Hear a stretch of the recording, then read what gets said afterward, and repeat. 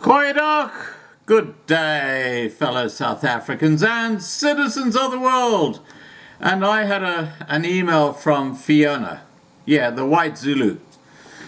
And as always, she's written an article which is beautifully written, and it's about Farmers Aid South Africa. And I actually spoke to Patrick earlier today about this dilemma with the ANC government's new regulations saying that non-profit organizations can no longer deliver food parcels to the communities they're supporting. They have to put those food parcels into the big pile that the government will distribute to their distribution centers. That's basically putting the white population in South Africa into starvation because they do not support the white population. This is an abuse of human rights that's going on right before our eyes. Now, I'm going to say no more about this because Patrick is out there. He's got things he's doing. He's going to report back to me about what happens on the ground. Once we get that information, we will then discuss that. Here's Fiona's article.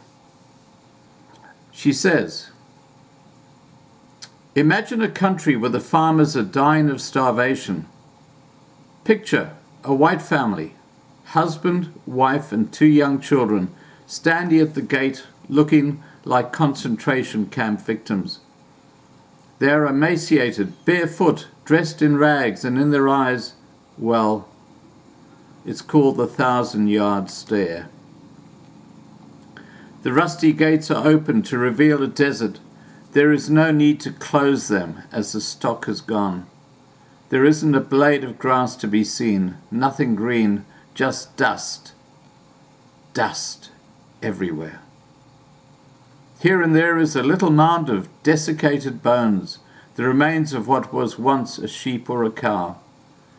As a cold, dry wind whips at the family's tattered clothing, it also raises little dust devils that spin away into the far horizon.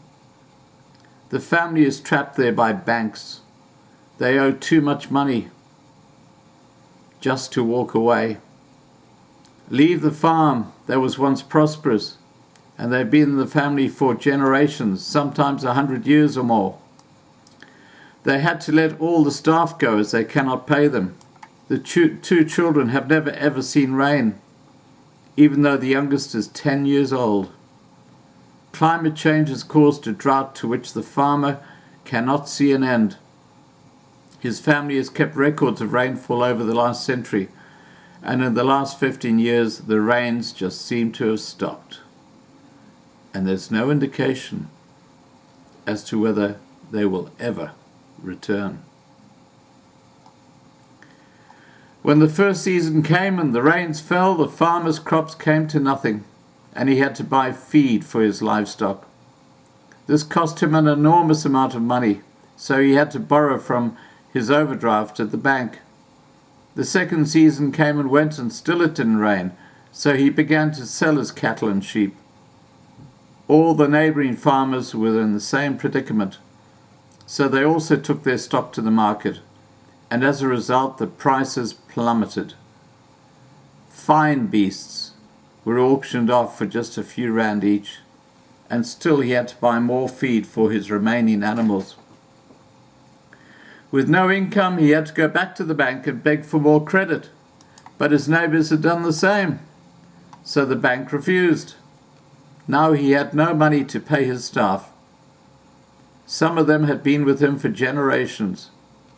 His older herdsmen had worked for him for nearly 30 years, and they all lived on the farm with their families.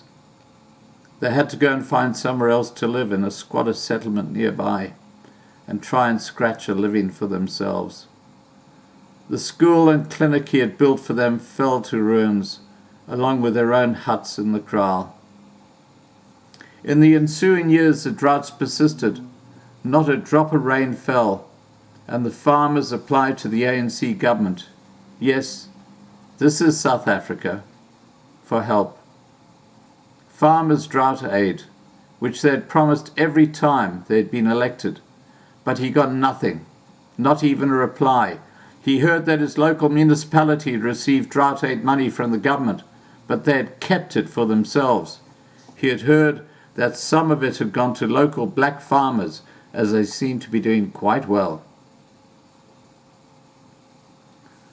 The years passed, and he had no stock left whatsoever. The few precious animals he had kept had died of hunger and thirst. I write from my own experience. My own father was bankrupted by stock theft after 1994. My great-grandfather, grandmother, and finally Dad had run a highly successful sheep and cattle ranch in the foothills of the Drakensberg Mountains for over a century. It took only a couple of years before Dad's cattle were being stolen, 20 at a time.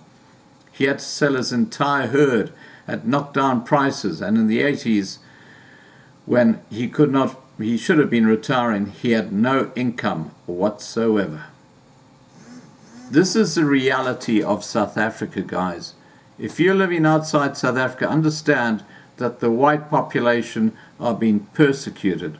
There is a genocide, a very quiet genocide going on right now, and the food parcels are at the epicenter of this happening right now, because now the government is saying that those food parcels that people like Patrick are collecting for the white community have to go to a black-run government agency, where those same food parcels that people have donated money for will actually land up going to black people, and the white people are going to starve. This is absolutely shocking. I'm going to be getting more information about this from Patrick, who's on the ground at the moment. He's on the road. He's on the way to find out what the hell is going on. Alright guys, please remember to subscribe to be kept informed. Ring the bell for the updates. Please like this video, please share this video, and above all, please stay safe.